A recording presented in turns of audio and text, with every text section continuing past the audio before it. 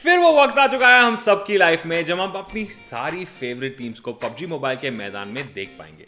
पता चला है टीएसएम और डीएक्सआर की teams PUBG mobile pro league Arabia खेलेंगे इस बार। और भी चीजें हुए इस हफ्ते, जैसे कि पबजी मोबाइल न्यू स्टेट का अल्फा, फ्री फायर और पबजी का टक्कर, वैलोरेंट में नए अपडेट्स और ई स्पोर्ट्स ऑर्गेनाइजेशंस भी अब टॉक्सिक हो रहे हैं। बट ये सब जानने के लिए आज का एपिसोड एंड तक देखना, और अगर आप हमारे चैनल पे नए हो तो यार सब्सक्राइब मार दो। मैं हूं राहुल इंदुजा और आप देख रहे हो e sports this week powered by global e sports.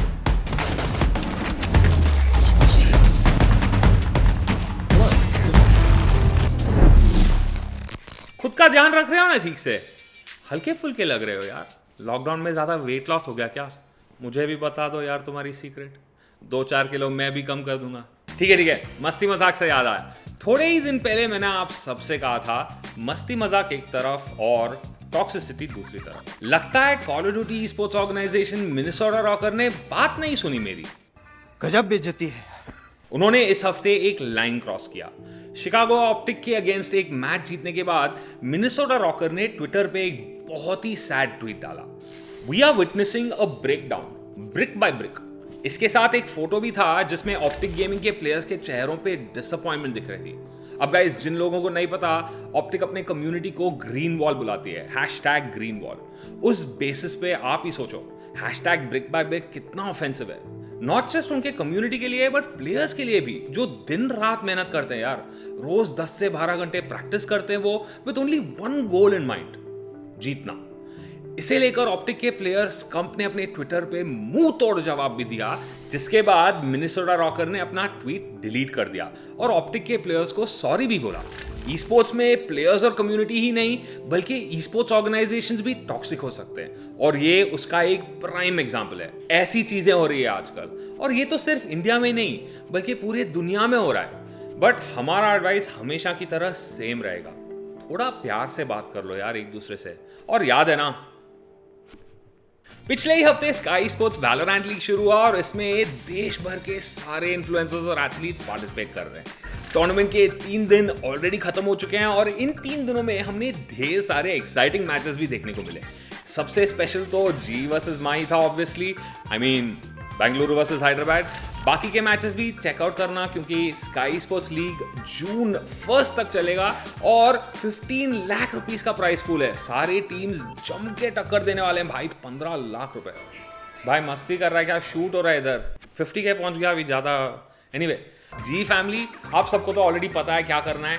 जीते या हारे, मैच डे पे #G फाइटिंग स्पैम होना मांगता है चैट पे। इसके अलावा ई स्पोर्ट्स प्रीमियर सीरीज भी शुरू हो चुका है और इसमें भी काफी सारे आपके फेवरेट टीम्स यानी कि global e sports, Godlike e sports, samurai e sports, ये सब खेल रहे हैं। इनके अलावा और भी अमेजिंग टीम्स हैं इस इवेंट में। डे 2 को इमॉर्टल 5 वर्सेस ट्रू रिपर का मैच हुआ और भाई क्या ही मैच था ये। फाइनल स्कोर 17-15 फिनिश हुआ in the favour of true ripper e sports. Man, what a match. I think पिछले काफी सारे महीनों में ये सबसे क्लोजेस्ट मैप रहा इंडियन वैलोरेंट में। मजा आ गया देख के। अगले 2 हफ्तों के लिए esports.in के YouTube चैनल पे रोज 5 बजे ये टूर्नामेंट लाइव जाएगा और इसका पहला राउंड ऑलरेडी खत्म हो चुका है, तो बाकी का टूर्नामेंट मिस मत करना। चैनल का लिंक हमने डिस्क्रिप्शन में डाल दिया है, डू चेक इट आउट। अब ये था इंडिया का माहौल। इंटरनेशनली भी बहुत कुछ चल रहा है। 100 Thieves तो रुकने का नाम ही नहीं ले रहे। इस हफ्ते उन्होंने वैलोरेंट चैंपियंस टूर 2021 के स्टेज 2 के चैलेंजर 1 के सीरीज में सबकी बैंड बजा दी। सिर्फ 2 मैप ड्रॉप किए through out the second phase, और वो थे टीम एनवी और टीम एक्सेट के अगेंस्ट। ओपन क्वालिफायर्स हमारा जोक ट्यूब मजाक बना दिया यार। इस टूर्नामेंट का टोटल प्राइस पूल $50,000 था और उसमें से 100 Thieves को मिला $20,000। इस टूर्नामेंट में बहुत ही स्ट्रॉन्ग टीम देखने को मिले, जैसे कि सेंटिनल्स, फेस क्लैन, गेंजी और टीएसएम। अब आगे जाके सेंटिनल्स के लाइनअप में 10s खेलने वाले हैं, so you can expect better performances from them. अभी रोज कोई ना कोई नया टीम उभर के निकल ही रहा है यार सीन से।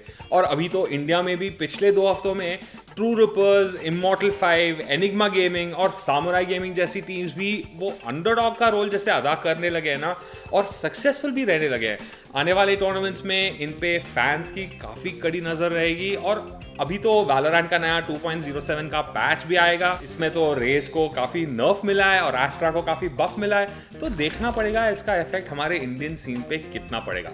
और बहुत सारे चेंजेस है इस पैच में, खुद ही जाके देख लो क्या आपके एजेंट की बैंड बजी है या नहीं। वैसे एक्सक्यूसी का भी काफी अच्छा रिव्यू था इस पे, काफी कड़क ब्रेकडाउन दिया है उन्होंने।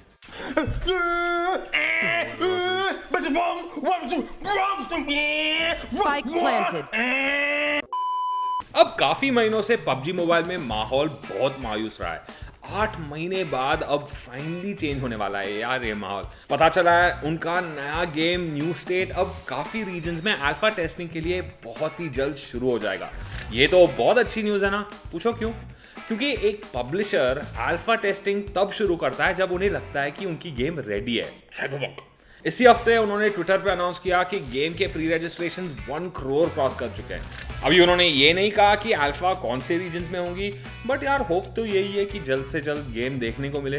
बिकॉज तरस गया यार मैं भी डेथ मैच में कार 98 से अनस्कोप फट के खा के। बट सीरियसली इस गेम की सेटिंग फ्यूचरिस्टिक है, 2051 में गेम बेस्ड है, तो जोश और एक्सपेक्टेशन काफ़ी हाई है मेरे।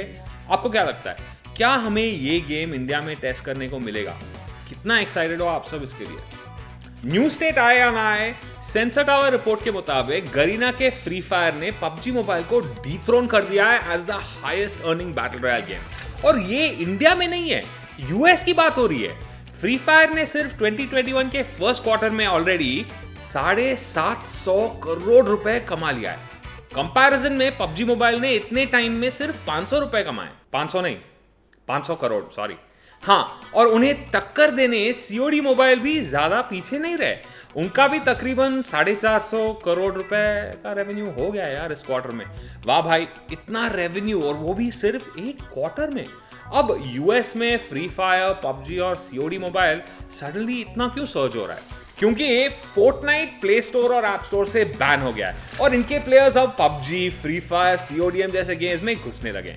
ये सब तो यूएस के लिए ठीक है, बट वर्ल्ड वाइड ना पबजी मोबाइल अभी भी डोमिनेट कर रहा है। उनका रेवेन्यू फ्री फायर से 3 गुना ज्यादा है, करीबन 5600 करोड़, और फ्री फायर का ऑलमोस्ट 1900 करोड़ हो गया है। और ये सब सिर्फ पहले क्वार्टर में है यार। अब इससे जरूर बोल सकते हैं कि पबजी मोबाइल दुनिया का सबसे बड़ा बैटल रॉयल गेम है, बट ये नहीं बोल सकते कि सबसे फास्टेस्ट ग्रोइंग भी है, क्योंकि जहां पबजी मोबाइल ने पिछले क्वार्टर से इस क्वार्टर सिर्फ 3% ज्यादा रेवेन्यू अर्न किया है, वहां फ्री फायर ने 80% ज्यादा रेवेन्यू जनरेट किया है पिछले क्वार्टर से। अब आप ही डिसाइड कर लो कौन सा गेम सबसे फास्टेस्ट ग्रोइंग मोबाइल गेम है।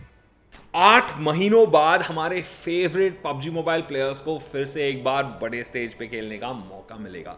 TSM गैलेक्सी रेसर्स को PUBG mobile pro league Arabia में खेलने का मौका मिला है और हमारे कम्युनिटी के मेम्फिस ने ये बात कंफर्म की है। अब इस बात को लेकर TSM के मैनेजर सिड जोशी ने काफी टाइम से टीज भी किया है और गैलेक्सी रेसर ने भी इस हफ्ते अपना नया पबजी मोबाइल रोस्टर अनाउंस कर दिया, जिसमें खेलेंगे रॉक्स, MJ और अल्ट्रॉन, और उन्हें ज्वाइन करेंगे एक्स फनाटिक के प्लेयर्स ओएज और मैक्स कैश। मेम्फिस के मुताबिक इस सीजन का PMPL TSM और GXR मिडिल ईस्ट और अफ्रीका रीजन से रिप्रेजेंट करेंगे, लेकिन इस चीज को लेकर TSM और GXR की ऑर्गेनाइजेशन ने अभी तक कोई भी ऑफिशियल अनाउंसमेंट नहीं किया है।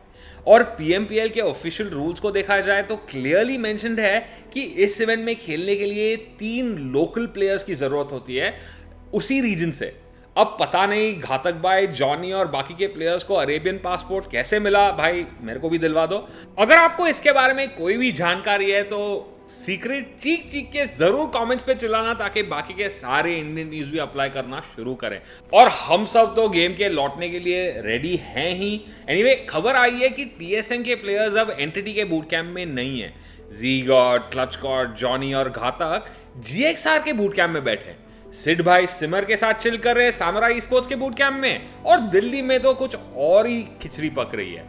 ओशन, स्काउट, मावी, सांगवान, उर्वेश और निशांत विलियम्स, जो कुछ ही हफ्तों पहले TSM के बूट कैंप में थे, अब अगर पबजी मोबाइल वापस आ गया तो इंडियन कंपेरेटिव लैंडस्केप देखना बहुत इंटरेस्टिंग रहने वाला है। क्योंकि कौन किसके साथ खेलेगा, किसकी जोड़ी सबसे ज्यादा जमेगी और कौन बनेगा इंडिया का बेस्ट पबजी मोबाइल टीम, इसके स्पेकुलेशंस ऑलरेडी शुरू हो चुके हैं और इस बार तो अलग ही जंग छिड़ेगी। S8UL, TSM, GXR, orange rock, global sports और बाकी के सारे टॉप टीम्स भी सिर्फ एक ही चीज का वेट कर रहे हैं, PUBG मोबाइल का रिटर्न। हम भी सिर्फ इसी चीज के इंतजार में रुके हैं कि कब गेम वापस आया, कब हम ग्लोबल स्पोर्ट्स को जीतने का मौका दे। अगर आप सब भी इसी चीज के इंतजार में रुके हो, हमारे चैनल को प्लीज सब्सक्राइब कर दो। वो कहते हैं ना, किसी चीज को दिल से चाहो तो पूरी कायनात उसे तुमसे मिलाने की कोशिश में लग जाती है। ऐसा ही हुआ हमारे साथ। ऑलमोस्ट 50 के सब्सक्राइबर्स हो चुके हैं और आने वाले दिनों में ई स्पोर्ट्स दिस वीक का 1 साल भी पूरा हो जाता है। तो मैं जिस दिल से आप सबको थैंक यू बोलना चाहता हूं for supporting us through out this amazing journey. बहुत मजा आया हम सबको ये वीडियोस बना के, और आने वाले दिनों में और भी बहुत कुछ कंटेंट प्लान्ड है। तो बेल नोटिफिकेशन ऑन रखो ताकि हमारे हर वीडियो पे आपको नोटिफिकेशन मिलते रहे। GE fighting. मिलता हूं आप सबसे अगले एपिसोड में। चलो बाय।